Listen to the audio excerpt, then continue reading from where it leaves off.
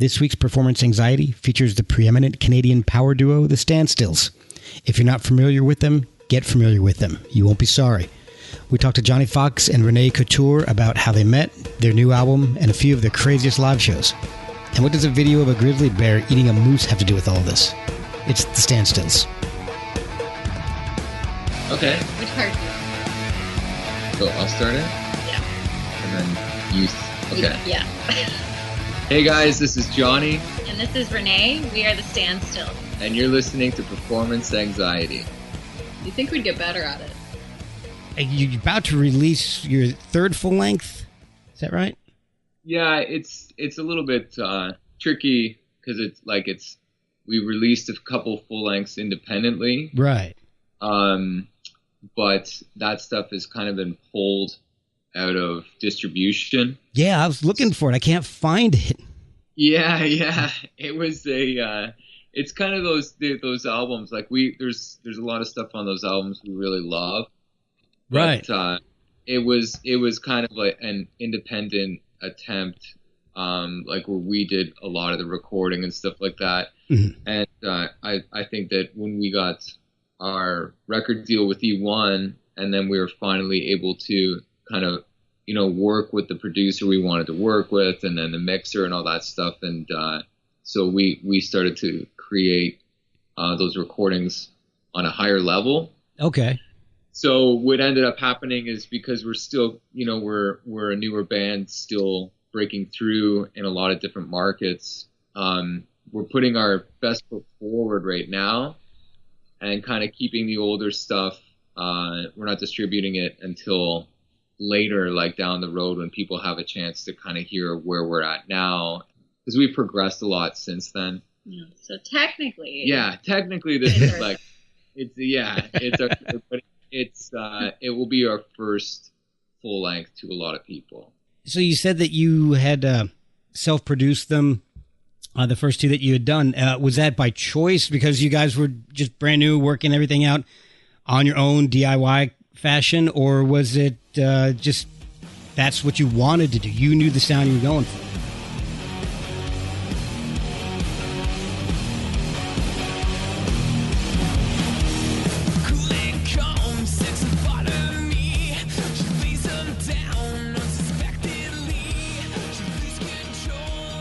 A bit of both. Like, we met at Fanshawe College in Music Industry Arts. Okay. So we were going to school for that, like to learn to record and stuff. So we were kind of using a bit of that knowledge mixed in just to see what we could do.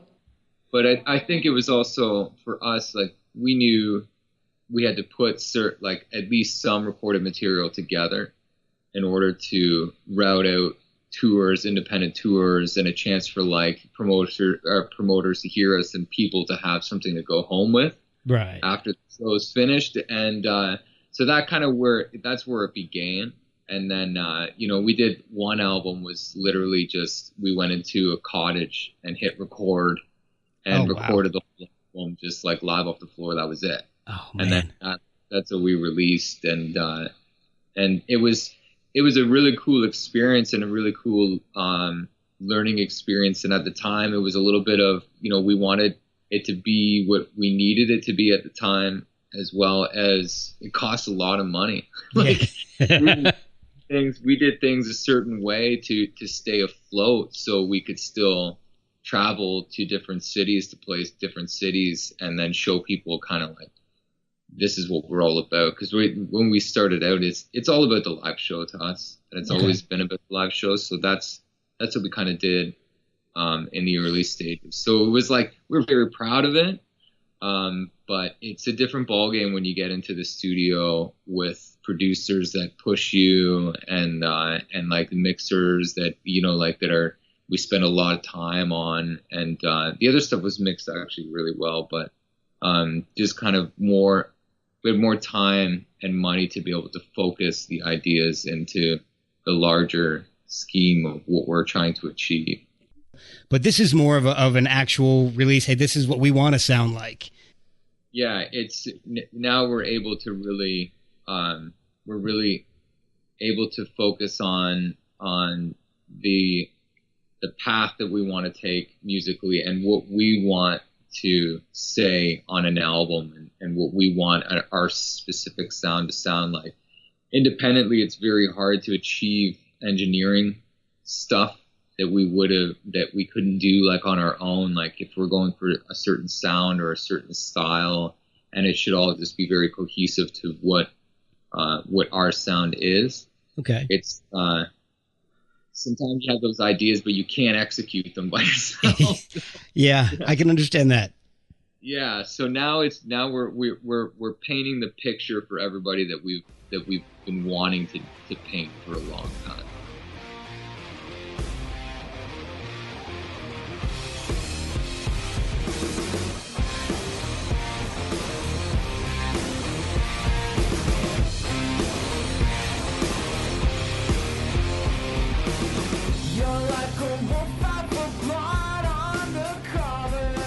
And you two met in school, and you were studying the music industry. What aspects and what brought you two guys together to actually start playing together?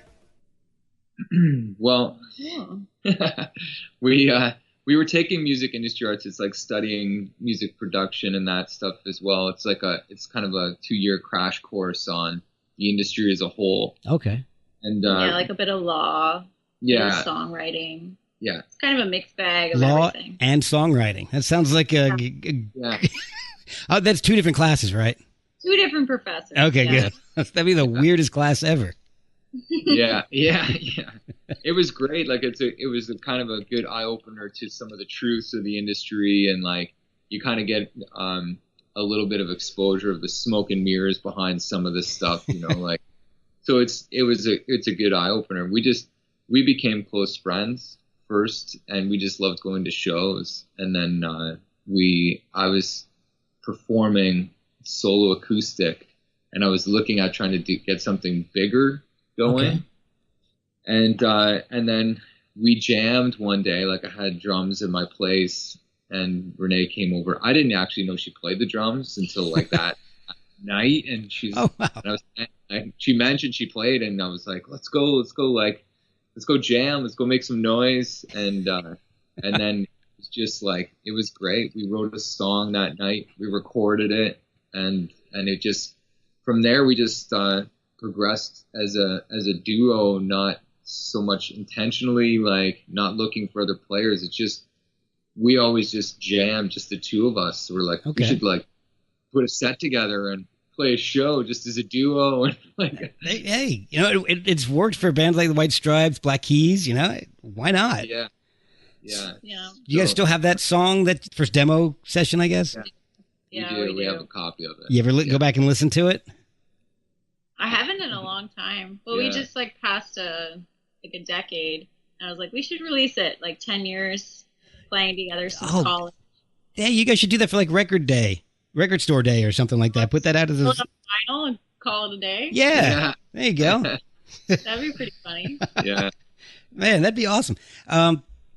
So you guys got together, and I guess before we move on, how did you start playing? Like way back, Renee, how did you get into the drums? And Johnny, how did you start? Or when did you guys start playing? Was it something you'd done since a kid, or was it something you picked up later on? Well, for me, it was school. So we had a music teacher in like grade 4, and she started everybody out by trying every instrument in the room. Oh, cool. And she just kind of went, which one do you like best? And then when bands started up and that sort of thing, you got to choose your instrument. And I just kind of gravitated to drums, because I think my parents took me to shows all the time when I was a kid, and I always watched the drummer, and I was fascinated by it. That's awesome. And then I took lessons for a couple of months, and then he let me go. So I figured it out on my own after that. He let you go? Well, he wasn't actually a drum teacher. He was just a friend of the family. Oh. And then he's like, there's nothing I can show you anymore. So I was like, well, okay. Okay, that sounds better. Yeah. It's like, I can't help you. That's what my dad's accordion teacher said to him when he was a kid. Like, you're hopeless. Yeah. And he actually gave my grandmother her money back. So, all right, Johnny. That would have sounded bad. Yeah. Let me go, like losing a job. Yeah. I have to fire you from lessons. I'm sorry. All right, Johnny, what about you? How did you start playing? My my family has always been kind of into music. I have 3 older brothers. One of my older brothers picked up the guitar and he started playing it. And then I was like, oh, that's the coolest thing ever. Like I want to play guitar. Like my mom, she played guitar since I was a baby and like played piano and stuff. And I remember like just like playing on the guitar, like hitting the acoustic strings when I was younger, just for the vibration and stuff. And then when I finally convinced my folks to help me get a guitar, I was like 12 years old. And then I don't know, it's just like from there it was just addictive. Like I didn't know what I was gonna do. Like you're still so young or whatever, but so as I was kind of growing, the guitar was always just there, just like in the back sometimes, and then like sometimes I'd dig into it even more, and then I started playing in a high school band and started writing in high school, and then beyond that, like played in a couple other bands, played bass in a band for a little while. Oh wow, there you go. And just since I was 12. You were so much cooler than me. I know. I was like band, like classical bands. And he was in rock bands. I'm like, so cool. So what were you guys listening to? That's how our interviews usually go. Yeah. It's You're Renee so just cool. things I told Renee she needs to say about me, and it's number 1 off the list. You're so cool. All right, first check mark. We got that one down.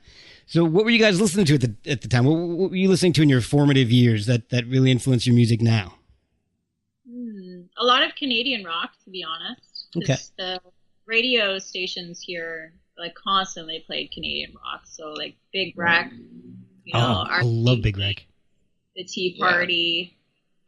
Yeah. And then I got into more stuff like Incubus, and then I started to get a little heavier, and I was getting into Deftones. Oh, there you go. Yeah, I was always kind of on the lighter, poppier side of things when it came to rock growing up. And then I developed a heavier taste for music as I got older, but probably the exact opposite for you. Well, I mean, my first album was Vanilla Ice. Oh. So it all started from I lied. Vanilla, vanilla everything. I listened to a lot of heavier music. Like I loved grunge. I loved grunge, like Soundgarden and Pearl Jam. Like I just feel like they made these classic albums, and they were just like young, and it was crazy. Alice in Chains I loved, and listened to a lot of Metallica. It just I feel like at the time I was really kind of, when I first started learning guitar or trying to pick it up when I was younger, just that heavier sound was just the popular thing, and I really dug into that. I really loved the power of it, the feel of it, and then for like the grunge stuff, for Nirvana, like I listened to a ton of Nirvana because for me it was easier to kind of learn the song. Yeah. It's just like 3 chords and the truth sort of thing. Yeah, exactly. There's nothing complicated about Nirvana. Yeah, and that's so it was, that was the stuff I was listening to, and then like listening to the roots of that stuff too, like your Zeppelin and your Sabbath. And my dad used to have a record collection of like the Guess Who and Beatles, Stones, like all that stuff. So Burton Cummings, I love him. Yeah, man. I digested a lot of different variety when I was younger. Just because it was all around me too. My brothers were all listening to music and like, but yeah, Burton Cummings, he's an animal. Oh my God, he's never slowed down. And he was just, his voice was amazing. Yeah. I mean, Chad Allen was good, but when Burton Cummings took over on the Guess Who, that was it. You guys have done a lot of touring. So you've been together for 10 years now, you said? Yeah, first time we started jamming 10 years ago. You've toured with some great bands. And I was trying to find some of the amazing guys you've toured with. You toured with the Tea Party, I'm With Earth, Our Lady Peace, Sebastian Bach, which is crazy. Do you guys have any weird or crazy stories from the road? I mean, you've had 10 years worth of experience on the road. I know weird shit's happened on the road. Yeah, I'll. Most of them are animal related. Oh, yeah. About the Seattle. Oh yeah, we do have a good animal story. The too. grizzly bear eating the moose is probably the craziest thing. I saw that video. I think your manager Amir had posted it, or I saw it on one of your Twitter accounts or something, and that was amazing.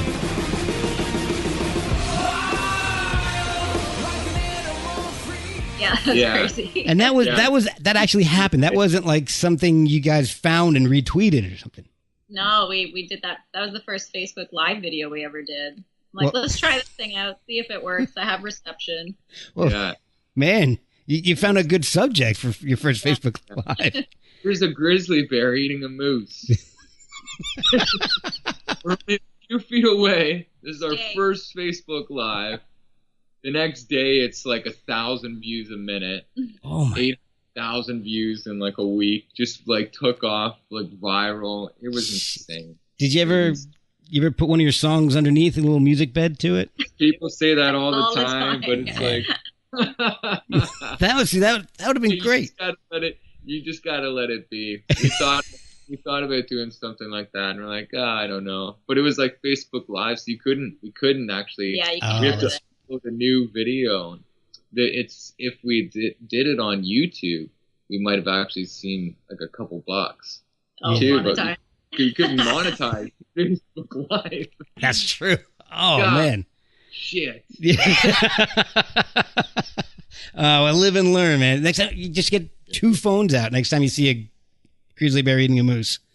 Someone YouTube it, someone Facebook Live it. We'll just do every platform. Yeah, exactly. Somebody will give you some money on something. Yeah. What was your Seattle story? Oh, yes. No, that was Cleveland. Was it Cleveland? It was Cleveland. Oh, okay. All right, I'm ready. So this was actually, it only happened a few weeks ago. When we were on tour with Sebastian Bach in Cleveland, we had this I don't know, 3rd song in, and we finished the 3rd song, and Renee is like pointing to the side of the stage, where there's like this like group of girls there, and she's like, "Is everything okay? It's everything." Like sometimes it's hard for me to see what's happening because it's like we're doing so many different things or whatever on stage, right. But she saw something. There was like some sort of fighting going on, and then she's like, I guess they calmed down, and Renee was like, like, we don't want any fights here. We're here to have a good time. Like, like it's not what this shit's about. Like, so everything was cool. And then we started the next song, and it was like 2nd verse. And when all of a sudden there's this fucking lady climbing up on the stage, and I'm like, what? Security. There's like, I wouldn't even care, but she's climbing up where like the monitor, everything is all plugged in, like the pedal, all the guitar pedals and stuff, and it's just like I'm seeing how drunk she is, like it's like watching falling on stuff, like pushing stuff. I'm like, no! Oh my god! And I'm yelling for security to like help us out, and security was like stuck around the other side of the stage. Oh god! So I have to stop the song. Like I'm like, I have to stop because she's like trying to reach for the mic and stuff. I'm like, I have to stop, and we're trying to do something here. Like, oh my god! And she grabs the mic, and security's finally like up on stage. She grabs the mic, and everybody's just like booing her, like telling her to get off the stage, get off the stage. She grabs the mic, and she's like, "Suck my dick."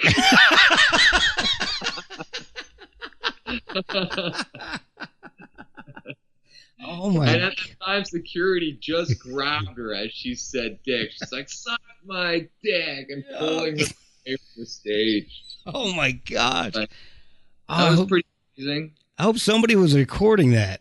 They did. Someone sent us a video. Actually, we meant to upload it. Yeah, we're gonna post it soon. Oh man, that's awesome. See, okay, so that was gonna be one of my next questions. Is what are do you have any tour nightmares? Any insane, horrible accidents that happen on stage where you just almost want to throw in the towel? And we had one of those moments too. But it was Yeah. during sound check, so we were able to fix it in time. Oh, that's But good. he went to go plug his cable into one of his pedals, Yeah. and the pedal just completely fell apart in his hands. Oh, Yeah, just like crumbled. But Oh it's my- one you Put it in can't the buy jack. anymore. Like, it's a discontinued pedal. So Oh, we have no. backups of it for that reason. But it was like, Oh my gosh. of our sound. So that was a Yeah. little scary. That's the little things like that happen so often.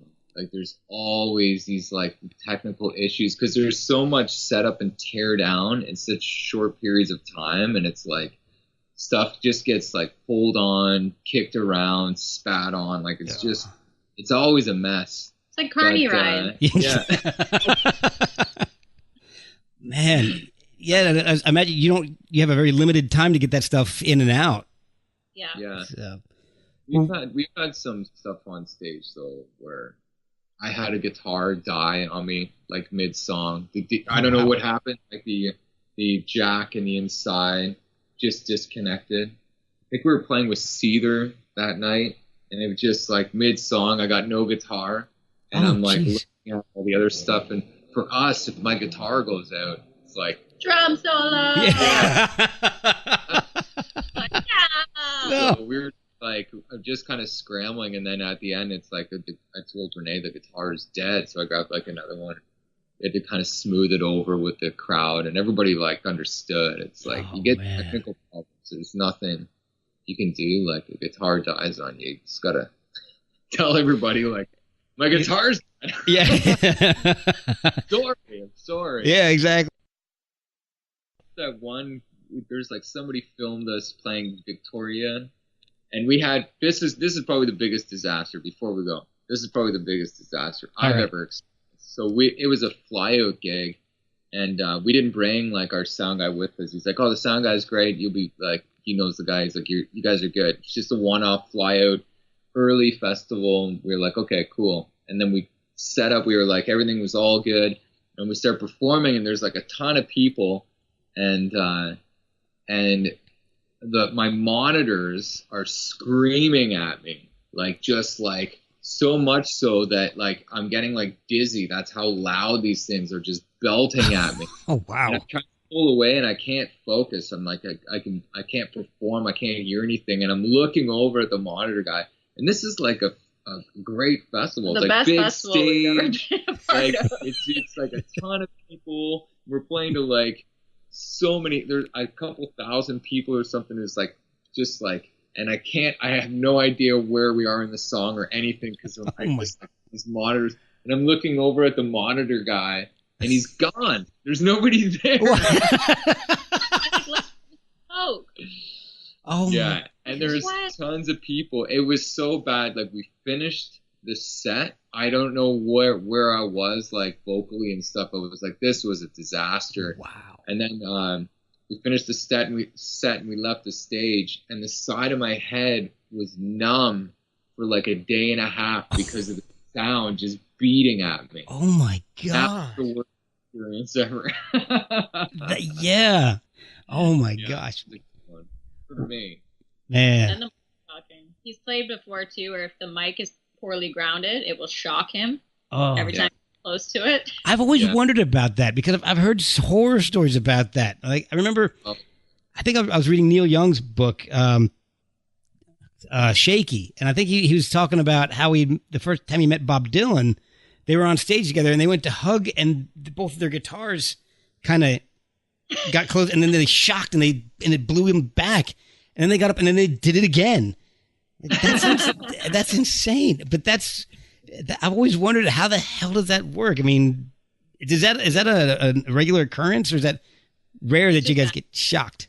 Yeah, there's some places like if things aren't plugged in properly, there's bad grounding and it's just circling the system, and it's like, so when you go up to the microphone, it's like literally like zapping you in the face. As And it, you try to sing. Electricity. Yeah. is it painful? Oh yeah, Oh Yeah, it's not fun at all. Oh, it's like sticking your finger in a light socket. ooh, yeah. Yeah, Not that I've done that, but yeah. It kind of feels like quickly like a bee sting, but it doesn't stay.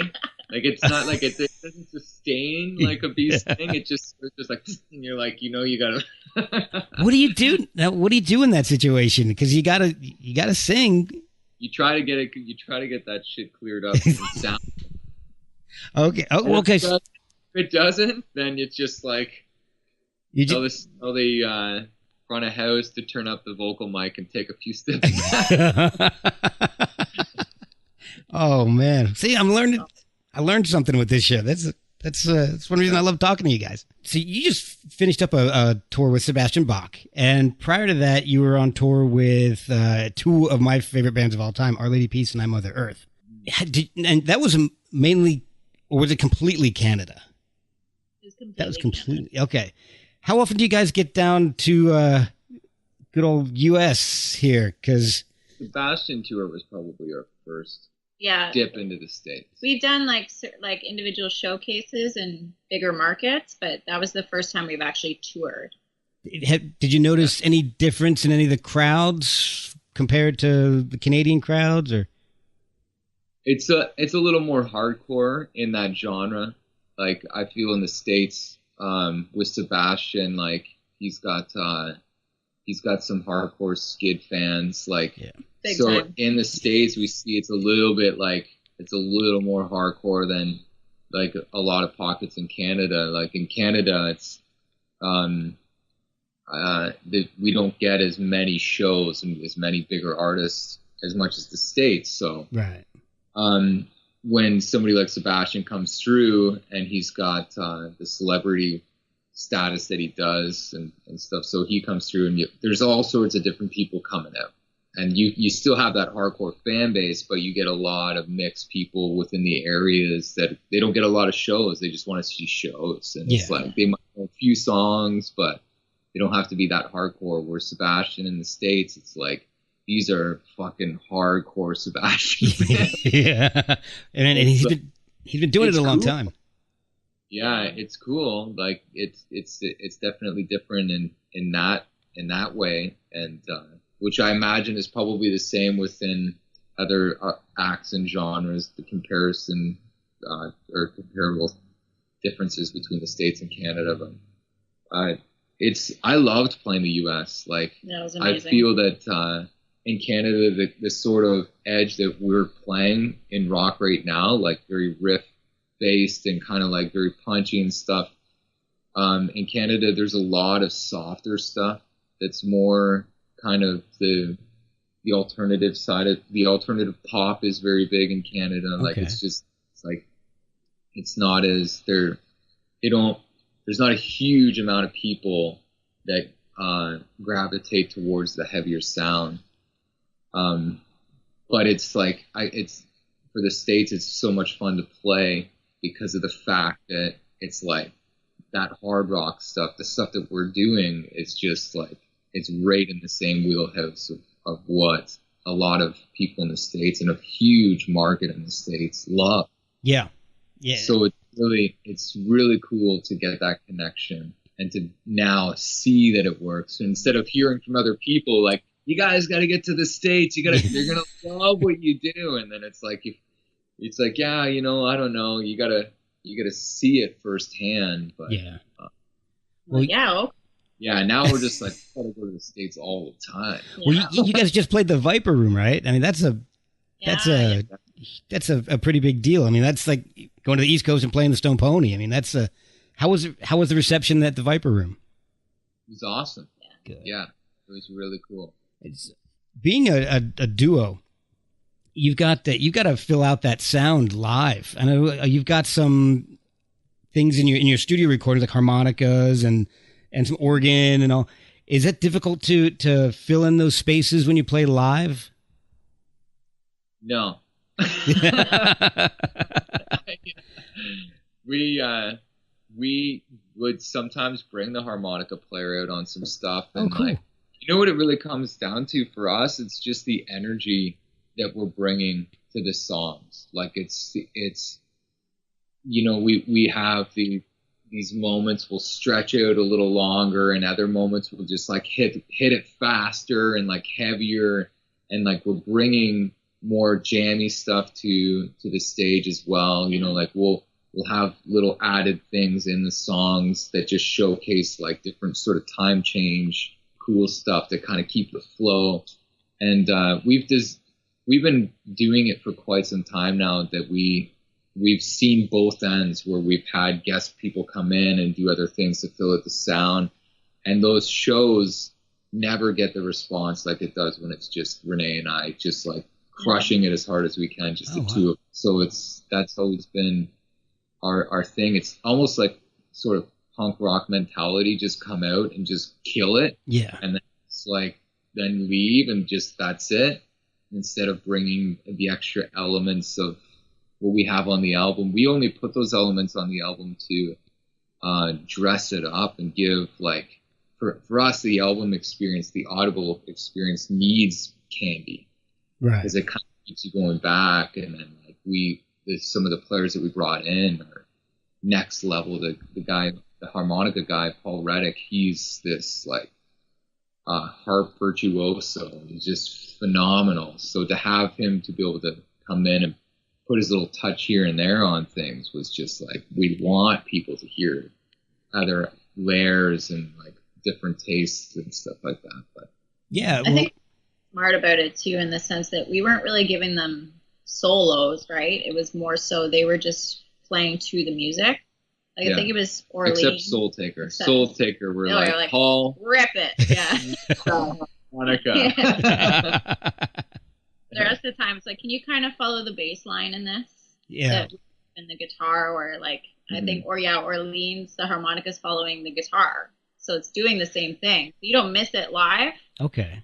That makes sense. That makes sense. And that was, I'm sure, like a lot of people, the first song that I heard from you. I followed Amir on Facebook for a while. I liked what he did with Zygote and Crash Karma. So what I would do is I would find these guys in these bands and I would shoot them a friend request just to see what they're doing when, other side projects. You mentioned being fans of grunge. That was an era where so many bands members just branched off and did these other little projects. You got Pearl Jam doing Mad Season. Temple of the Dog came out, before Pearl Jam even came out. And they had all these different little bands. And so I would try to kind of, I guess, befriend these guys on Facebook, not bug them, or just so I know they're there. And if they put something out, I can say, all right, that's something I got to get, because I'm a completist. If I like you, I have to get everything you've done. So, yeah, so I would do that. And that's how I found you guys. Amir had posted the video to Orleans. And oh my gosh, that is badass. There's two people making that noise. That's amazing. So, yeah, and after that, I've just been trying to follow you guys as much as I can, hoping you guys come down to the States to tour once in a while, so I can actually see you guys live, because I've seen some of the videos on YouTube, and the fan shot ones, you never know what you're going to get with the audio quality. So I'm always hoping I can actually get a chance to see you guys. Yeah. But Washington, right? Yeah, DC. Yeah, just outside of DC. I'm not in the belly of the beast. I'm kind of like in the kidneys of the beast.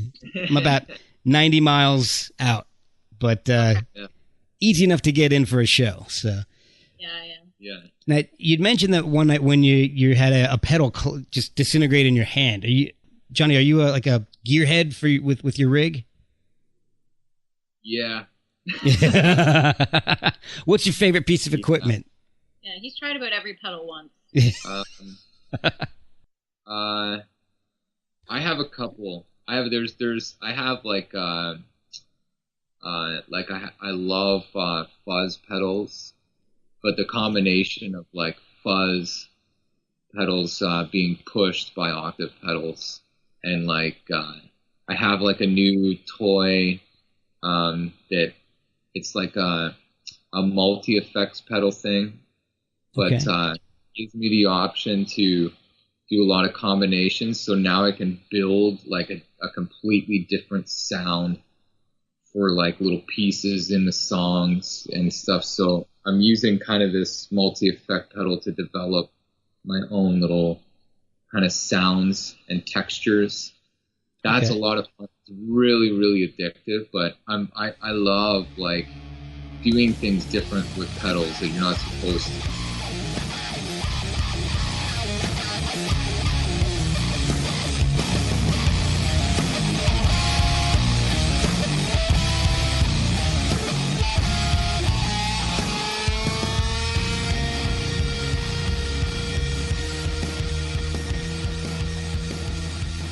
to me, it's for us. It's exciting to be able to use all of that space in a way that it's like, there's ways of piecing pedals together that they're supposed to react a certain way, and that kind of has its place sometimes with bands that have more members and stuff, because you can't have a completely chaotic sound taking all these frequencies and stuff, and like that's going to take up the sound of the other instruments. So the multi effects thing for sure is one of my favorites, and then the fuzz. I love fuzz pedals. Because it's like the bigger, the dirtier, the better for us, because it's all the crackling and all of that stuff that's happening. Oh yeah.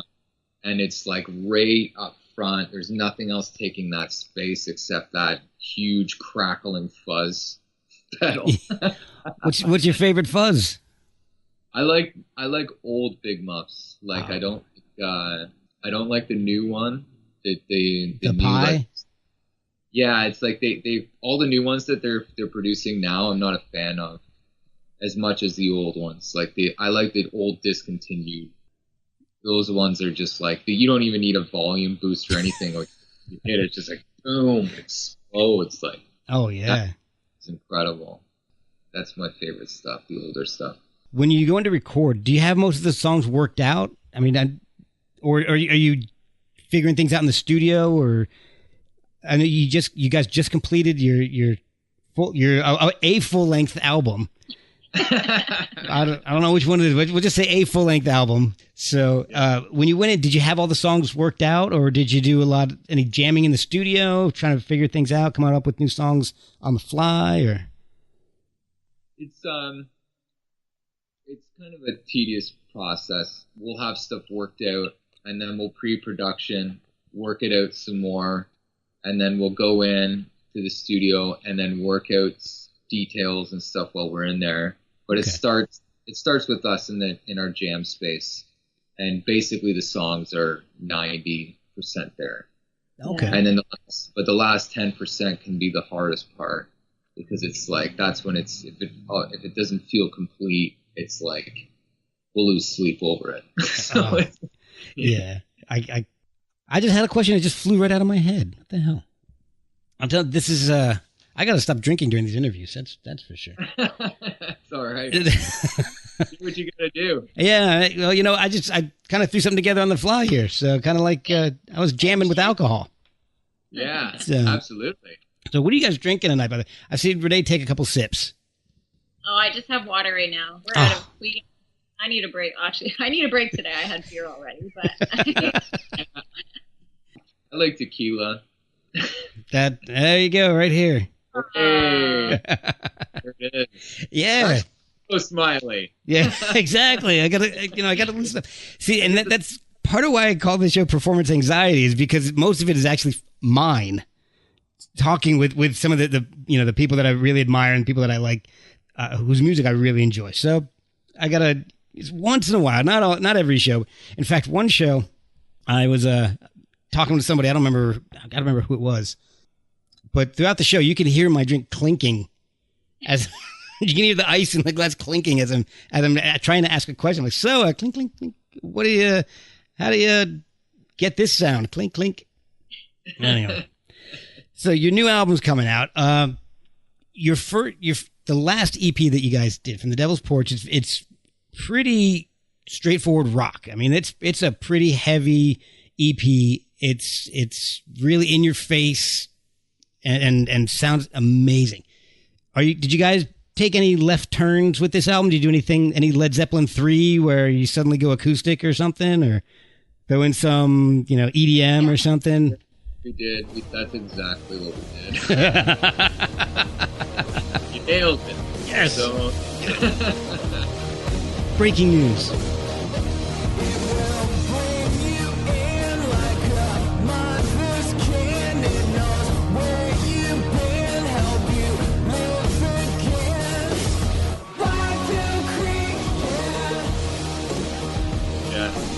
That was our goal this time. It was just like we from the Devil's Forge to us was just like it was. We love it. Like it's slamming. We love like Eric Ratz's mix is just so big and like it's just awesome. And then this time around, we wanted to push ourselves in something we weren't comfortable with. So we basically just like, okay, how can we achieve the heaviness still, but do a lot of different things? You know, like have a different mixer and like a different engineer working with different people that do different things, and what are they really good at, and how do we get those things that they're really good at to shine through on the album, and also to have like their creative input.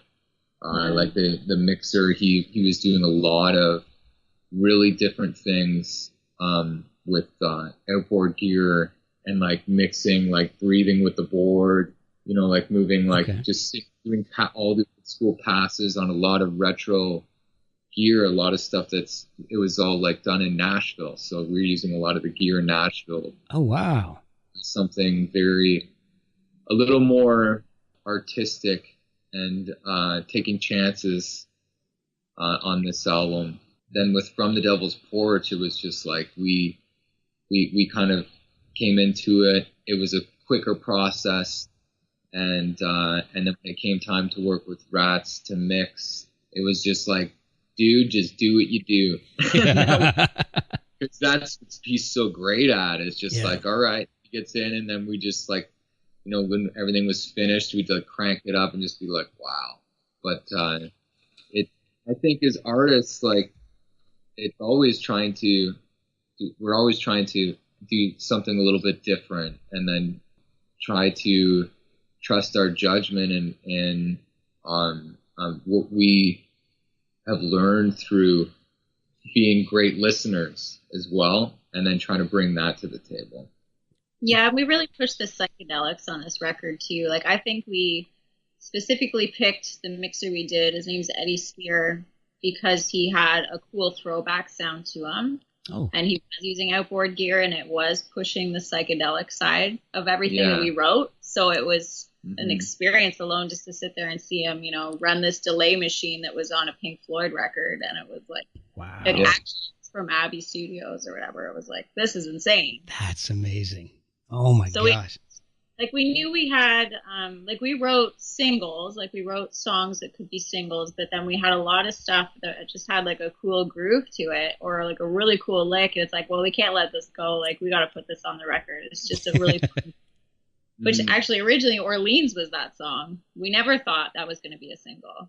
Yeah. When they brought it to us and said that, we were like, are you sure? Yeah. Like, I don't see it. We love to play it. Yeah. But so is it who picks the singles? Is it the record label? Is it your management? Is it you guys? Or kind of everyone. Yeah. Everyone gets together and kind of talks it over. People give their opinions, and it just like, we look at what is kind of, I guess the songs that people talk about the most. And it's like, we'll bring those ones, or what feels like it. And then we also have somebody who works radio at the label, and she will kind of like have the last say. And if she's like really, really against it, she's got to believe in it to go to radio. But she's pretty well on the same page with everybody else about which songs should be singles and what shouldn't. But I don't know. Who knows, right? Like, it's honestly you never so really, hard to say. Yeah. It's like, because to me, it's always like, well, let's just release the album and see which ones are the most popular, and then bring the video. It's like, there's your singles, but you know, it's not like that anymore. But it's not as easy as that. Yeah, and I think our next single, Black Hill Creek, is a good example of that, because it was something we always thought was a single, but then the label was like, oh, I don't know, I think these songs might be better. But then we play it live, and it's the biggest reaction we get is from that song. So it's like, they're trying to tell us something here? Like, so we're releasing it next week as a single, which is exciting. I did hear the clip. Yeah. We brought the cowbell back. Yeah, that's true. So on the new album, you said you guys pushed the psychedelic side a little bit. Did you get a chance to stretch the songs out a little bit? I know From the Devil's Porch is 6 songs, about 24 minutes, something like that. Did you guys ever stretch these songs out a little bit? The last one for sure. The last track. Yeah, the long one. Yeah. And, but I don't know. It's, I think that we don't really, we kind of just let the song do its thing. Like for a lot of times we're surprised, like this new album, we have one track, I think it's like 2.5 minutes, and we're surprised. Like we're just like shocked by the time it's done. Like we're just like, because it's like, you never really know when you're writing it and performing it, how long it's going to be. But usually we land about that 3-minute mark. Right. And,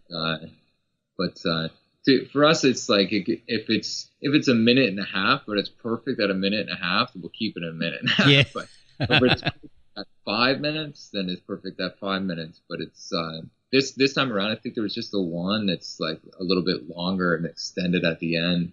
We pushed that one. We intentionally made it longer because it's the end of the album, and there's kind of a fade out thing that happens and a fade in thing that happens. And, oh, cool. And just like, yeah. Well, I'm really anxious to hear it. So, Renee, I saw in an interview that you had mentioned that the song, the album, I should say, you defined it as if Clint Eastwood had a sound. Yeah. Now, but are we talking like spaghetti western Clint, Dirty Harry, Gran Torino, or are we talking like Trouble with the Curve Clint? All of it. All of it. All right, that's the best. That's the perfect answer. All right. I like it. Now I'm really anxious to hear it. In all of his roles, but yeah, no, it's more the spaghetti western. Like a lot of the lyrics on the record are spaghetti western type themed. Like you can see like remnants of like Jesse James. Like one song is called "Shake Her Down." It's definitely about robbing trains. Oh, cool! It's a cool tune, yeah. And then there's a bit of a Bonnie and Clyde feel in another song, and it's just, I don't know, it's fun lyrically, but then it also translates to today too. Like we kind of kept things kind of not obvious, I guess. Okay, so a little Ennio Morricone feel. We actually talked about like doing acoustic versions of the songs and then bringing in a composer and doing all that. Like I thought that would be pretty sweet. That would be amazing. Oh my God, that'd be so cool. I just wanted to bring up one more subject, and I'll let you guys go. I know I've had you for quite a while here, but can you guys tell me a little bit about your involvement with World Vision? How did that get started, and what is that all about? And I know you guys recently went to Africa, so tell me a little bit about what that's all about, how you got involved, and how other people get started. We'd love to. Thanks for asking. Actually, that's it's something that we are very passionate about. Love to talk about. So, well, the floor is yours. Tell me all about it. Renee, would you like to start? It all sounds from your brother, right? So yeah. Okay, I'll start it off, and you can kind of give your piece as it. So we, because we had the tour set up with Our Lady Peace and I, Mother Earth at the time, my brother is working with artists with World Vision and partnering up and helping to create movements to help a lot of different places that are extremely in need for assistance. And so we got on this tour, and we thought this would be the perfect opportunity. Or my brother Mike approached us, and he thought it would be the perfect opportunity for us to get together to try to do something, because we're on bigger stages, playing arenas. We have that microphone to all these people we can talk to, and we had chatted in the past prior to the tour, and learning about everything that he does and the changes that are being made. So we would see like, he'd have video footage like on his phone and photos and everything like that. And it was really amazing. And we always talked about like doing something more, ever having the chance to do something more, that we would just jump at the opportunity. Right.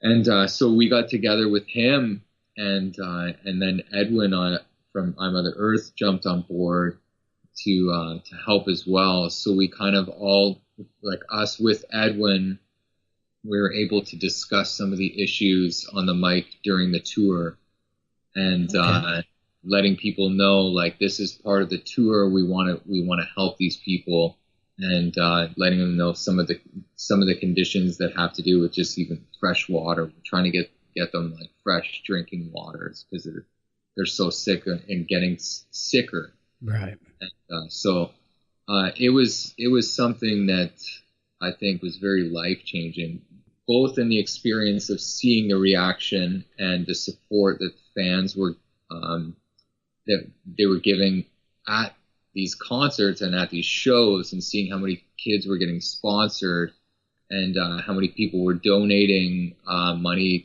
for fresh water and freshwater wells. And Renee also put up a draw for like drum skins signed by all the drummers. Yeah, cool. I partnered up with Dario, and they sent me a bunch of drum heads, and I actually managed to get Our Lady Peace to sign it too. So all the members of the tour signed the drum heads. Oh, Yeah. wow. And it was just pay what you can. You put it in the donation box, and you get a ballot. And at the end of the night, we would draw the ballot, and that person would go home with it and stuff. So we made that awesome. alone raised enough to dig 2 wells, which was crazy. Wow. Yeah. It was a really moving experience when we find out, like, night after night, it's like, oh, these many kids got sponsored, and like this, like, like, this is how much money was raised. And it's just like, we were just beside ourselves for the, like, just to see that all kind of people just kind of come out and be a part of that to us, because we didn't know how it was going to go. Like, I don't know, you never would, we knew how passionate we are about making a change, but to get in front of a lot of people that are there for the rock show, and all of a sudden we're talking about World Vision. Yeah, digging wells in Africa.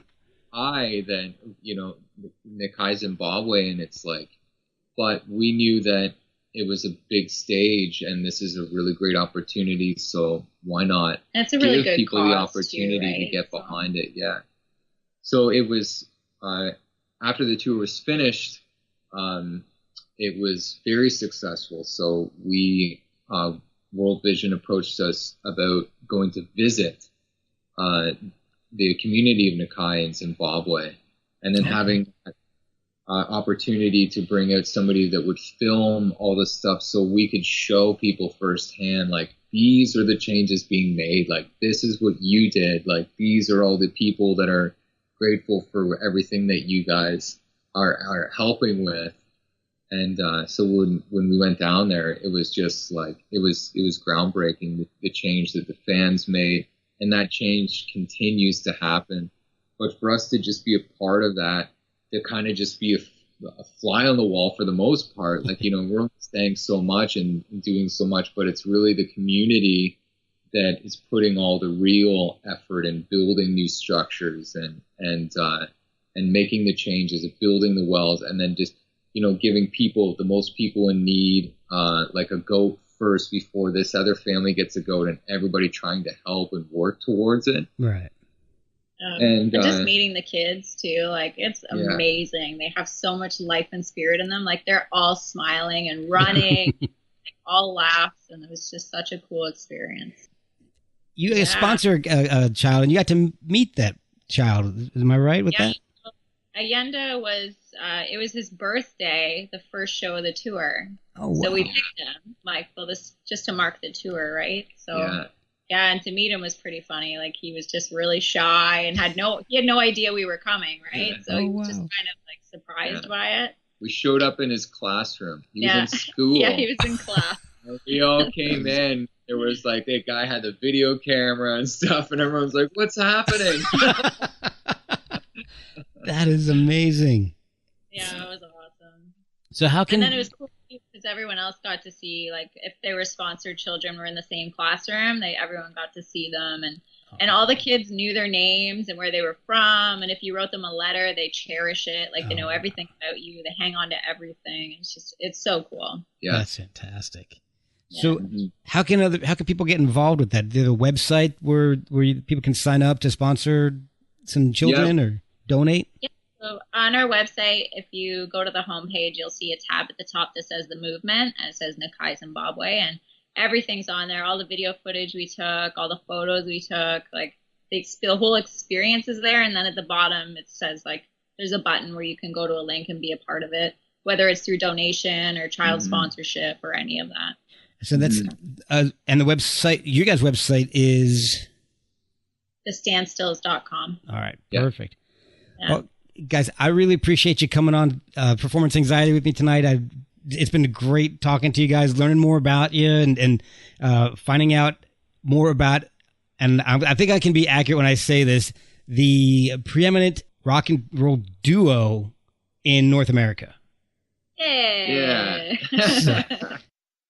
What do you end up doing on the road when you guys aren't actually performing? You guys watching sports? You do a lot of reading? What do you end up doing?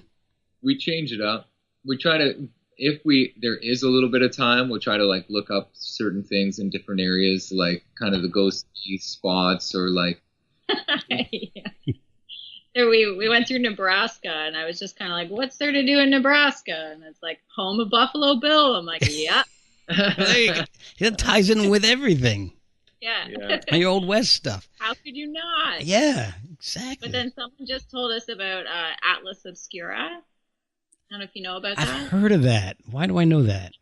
So it's a website, and you can like click on things near me, and it's just all things obscure. So people put in their own blogs about things they saw that maybe are off the beaten path. Like I think it was in California.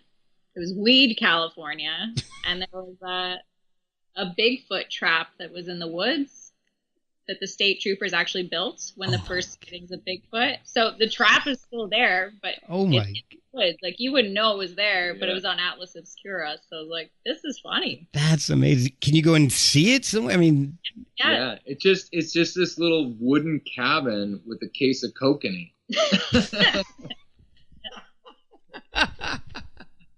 Oh my gosh. Yeah. Well, they thought they had him hook, line, and sinker, but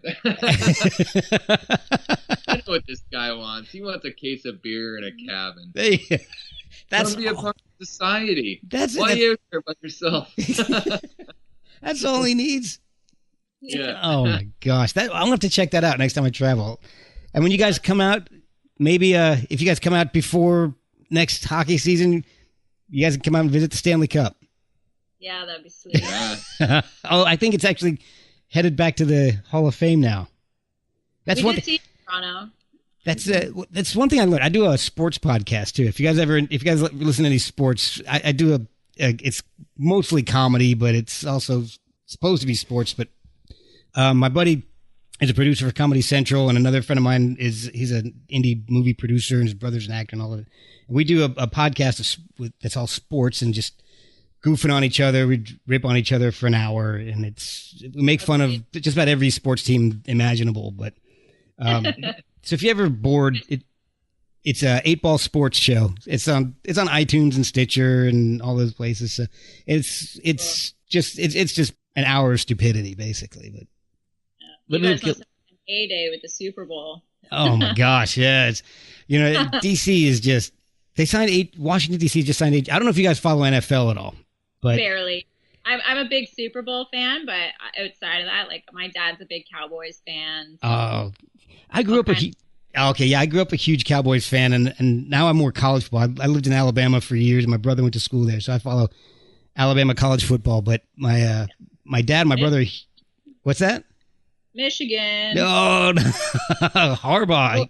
Oh, blue. Man, Harbaugh doesn't pick it up. He might be on the hot seat pretty soon. So, and if you're ever bored and you want to hear some music stuff, you can listen to this show, Performance Anxiety. All right, guys. Thank you so much. I promise I will let you guys have the rest of your night now. Thank you guys so much for coming on. I really do appreciate it. Oh, yeah. Okay, cool, man. So Thank you for this is great.